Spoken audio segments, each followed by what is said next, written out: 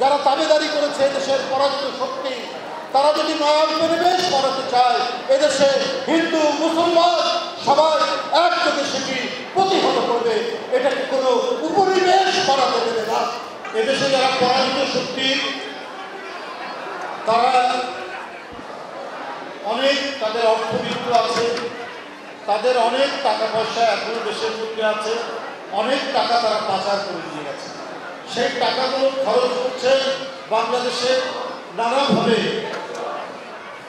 নাশকতামূলক কাজ, নানাভাবে তারা অন্তর্ঘাত তৈরি করার চেষ্টা করছে। কিন্তু এই দেশের মানুষের যে প্রাণের যে শক্তি, এই শক্তি অফুরন্ত। এই শক্তির কাছে সকল নাশকতাকারী চক্রান্ত ভেসে গেছে, কেউ কিছু করতে পারবে না। আজকে আমার বিস্ময়কর মনে হয় যে আজকে কেন আমাদের পার্শ্ববর্তী দেশে এই ধরনের একজন পরাজিত মানুষকে সেখানে আশ্রয় দেওয়া হয়েছে। কেন?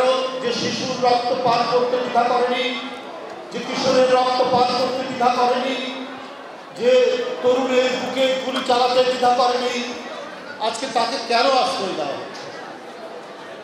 কেন তাকে প্রতিষ্ঠা করার জন্য নানা বয়ান তৈরি করা হচ্ছে? আজকে এই প্রশ্ন সবার মুখে মুখে, এই প্রশ্ন সবার কাছে। বাংলাদেশের হিন্দু মুসলমান, বৌদ্ধ খ্রিস্টান একযোগে আমরা ৭১ সালে লড়াই করেছি না? আমরা পাকিস্তান হানাদার বাহিনীকে প্রতিহত করেছি।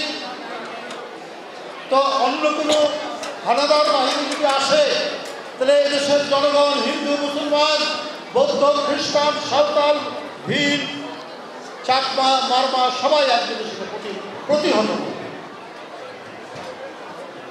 এটা আমাদের অঙ্গীকার, এটা বাংলাদেশের মানুষের অঙ্গীকার। বাংলাদেশ তৈরি হয়েছে কে মুসলমান কে হিন্দু এই পরিচয় নয়। বাংলাদেশ তৈরি হয়েছে এই সীমানার মধ্যে যে জনগোষ্ঠী বাস করে, তার ধর্মীয় পরিচয় যাই হোক, সে মুসলমান হোক, হিন্দু হোক, বৌদ্ধ হোক, খ্রিস্টান হোক, সে তার দেশকে ভালোবাসে, দেশের মানচিত্রকে ভালোবাসে, দেশের প্রতিটি জনগোষ্ঠীকে ভালোবাসে। এই ভালোবাসায় উদ্বুদ্ধ হয়ে কেউ যদি বাংলাদেশকে নয়া উপনিবেশ করাতে চায়, দিল্লি এবং দিল্লির যারা দাবিদারি করেছে দেশের পরাজিত শক্তি, তারা যদি নয়া উপনিবেশ করাতে চায়, এদেশে হিন্দু মুসলমান সবাই একযোগে সেটি প্রতিহত করবে। এটাকে কোনো উপনিবেশ করাতে দেবে না। আজকে এই মহিমান্বিত দুর্গা পূজায় এটা আমাদের প্রত্যেকেরই অঙ্গীকার যে দেবী দুর্গা প্রতি বছর আসেন বার্তা নিয়ে, কিন্তু মূল বার্তা কি? অসত্যকে, অন্যায়কে, অপকর্মকে যিনি বিনাশ করে, দুর্গত নাশিনী বলে যার একটি অভিধান, তিনি তো মা দুর্গা। তিনি সত্যের জন্য, ন্যায়ের জন্য বারবার পৃথিবীতে আবির্ভূত হয় এবং তার এই আবির্ভাবের মধ্যে দিয়ে এদেশের মানুষের মধ্যে অন্যায়কারীর বিরুদ্ধে, পাপীর বিরুদ্ধে, অপরাধীর বিরুদ্ধে তীব্র প্রতিরোধের বাসনা গড়ে ওঠে। কেন? দুর্গাপূজার মূল বার্তা হচ্ছে সেইটি। আজও অনেক অসুর রূপী অনেক মানুষ যারা বাংলাদেশকে ধ্বংস করতে চায়, যারা বাংলাদেশের গণতন্ত্রকে এবং বাংলাদেশকে পরাধীন করাতে চায়,